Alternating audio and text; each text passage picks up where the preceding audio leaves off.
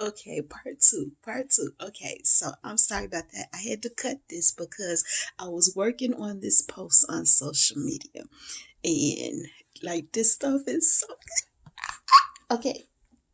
This stuff is so good that um that I immediately just had to come here and share this video, right? Because I was in here like trying to hold the screen. And I knew the only way that I could hold this screen is to just begin doing this video, because other than that, like, I'm at this point where I want to run around. So anyway, uh and it dawned on me as I was doing this that I need to go back to that post and lock it so that only I could see it, and post it so that I won't lose it. Because let me tell y'all, Facebook be doing some things. Sometimes I'll be writing something and I go away to do something else, and I come back to finish the writing, and the writing be gone. And I'll be like, well, all that work I put in and doing it, I'm not about to do it again. On some things. So anyway, I had to go make sure that I didn't lose that post. So y'all gonna see the post, which started all of this. So I get up this morning. Anyway, we gonna because I don't want to go through all that because it's in the post. So let me deal with this here. Satan's been whooping up on me about procrastination. Like I saw it. I saw a post that my friend did, and it talked about procrastination too. And of course, me, I repented because I knew, like, what am I procrastinating on other than this book legacy? And it's not that I mean to procrastinate, like I'm doing all this other stuff, but there's a block that's there. And so anyway, of course, me, I repent about it because it's not my desire to be disobedient in any area. What God tells me to do, I want to do it, right?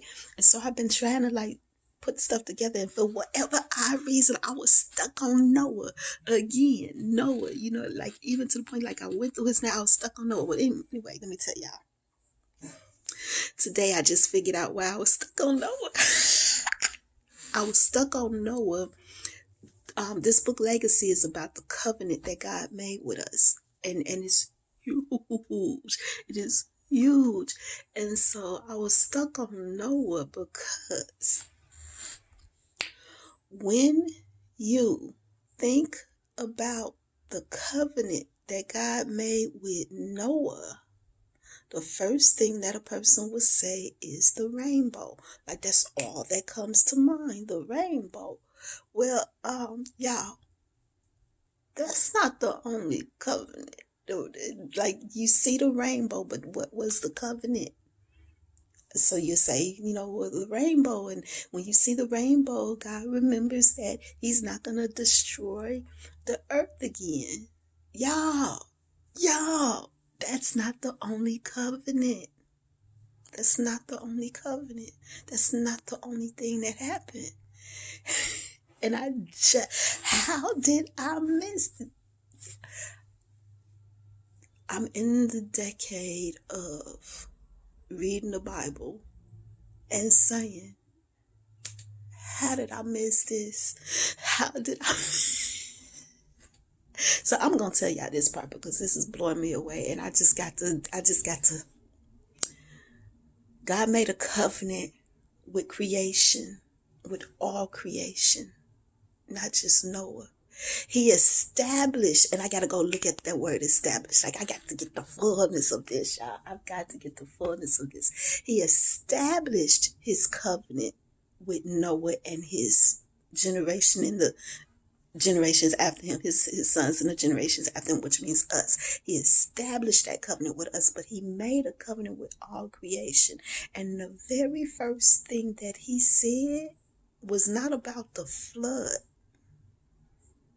The very first thing that he did was he reversed the curse. Y'all, all you see is the flood and the rainbow. But that wasn't it. That wasn't just it. God reversed the curse. What curse? Adam and Eve got in trouble because they did something they wasn't supposed to do. We know what they did. But when Adam and Eve got in trouble, God did not curse Adam and Eve. God cursed the serpent, Satan, the deceiver. He cursed him. But he did not curse Adam and Eve. Instead of cursing Adam and Eve, God cursed the ground.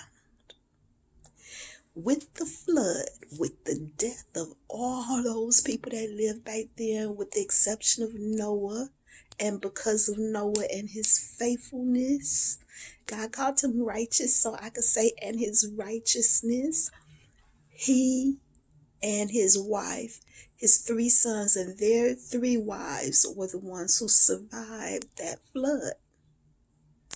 When they came out, the first thing God did before he gave the rainbow, this was before the rainbow.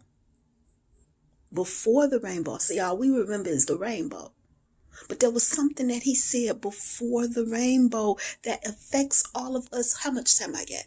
Okay, that affects all of us right now, baby.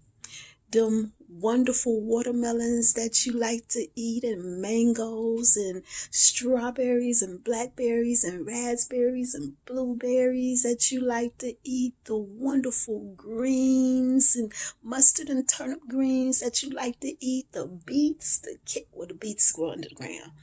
They don't they don't count. The beets and carrots don't count. I said the blackberries already. The fruit trees, the apple trees, the orange trees, the banana trees. Did I say bananas already? The pear trees, the wonderful fruits and vegetables that you enjoy going to the store and sorting through and picking the lettuces, the cabbage, the broccoli, the cauliflower, all that grows for us because God reversed the curse. You and I are not eating thistles and thorns because God reversed the curse.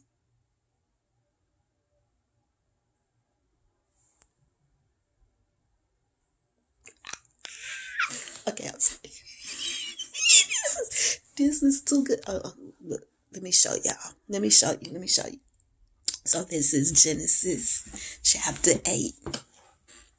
Baby.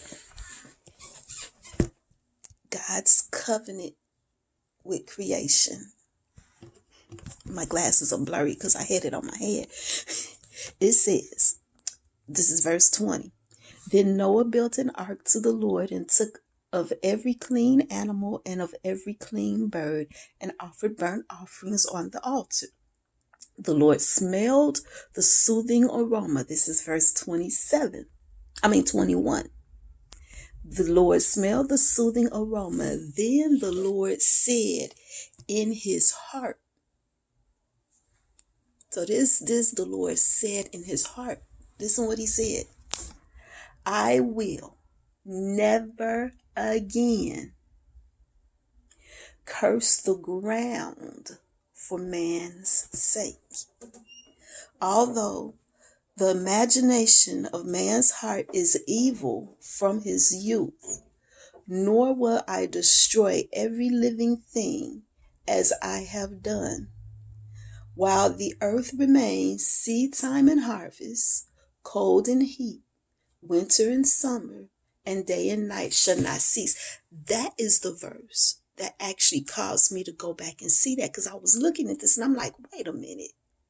While the earth remains, seed time and harvest, cold and heat, winter and summer, day and night. And I'm looking at this and I'm looking at these opposites. And the first thing I heard was black and white, yes and no, good and evil shall not cease while the earth remains. I'm looking at this and I'm like, whoa. And then I looked up and I'm like, whoa. While the earth remains, earthly fleshly while it remains. Y'all, I hope y'all catching this. I hope y'all catching this. So again, whenever you hear somebody say, don't be so heavenly minded that you're no earthly good, baby, while the earth remains, you're going to have this chaos, this conflict. You're going to have it. Now that's something totally different. I'm going to have to come back on that one. That's something that's totally different from, but still.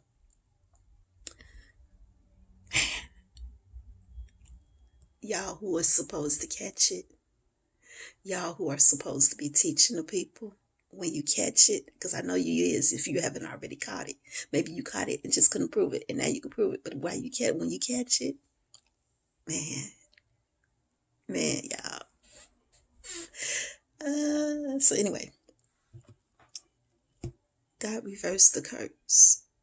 It's in chapter 9 that God begins to speak to Noah. Now, it says,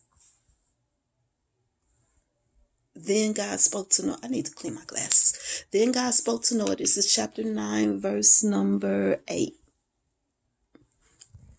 It says, first, before I even go to verse number 8, chapter 9, verse number 1.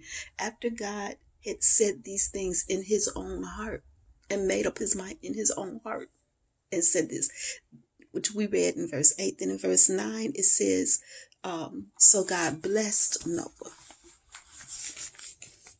just like he did Adam.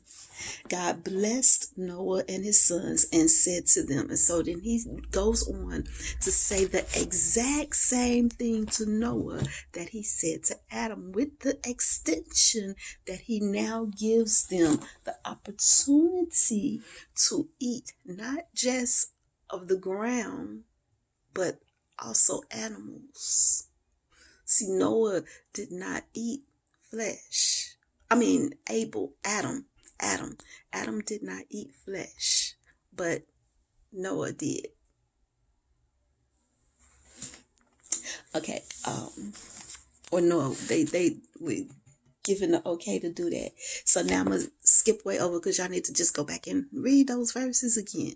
So here in verse number 9, God says, as for me, behold, I establish my covenant with you and with your descendants after you. That's us. He says, I established. So I got to go look that up. I'm not going to do that for this video. And then he says, this is verse 10. He says, and with every living creature, the birds, the cattle, the beasts. Yeah, I'm skipping through that because I want to get down to the covenant. And then he says in verse 11, thus I establish my covenant with you. And again he says, listen now. He says, thus I establish my covenant with you. Never again shall all flesh be cut off by the waters of the flood. Never again shall there be a flood to destroy the earth. God said never again. So he said it twice. He said never again will all flesh be cut off by the waters of the flood.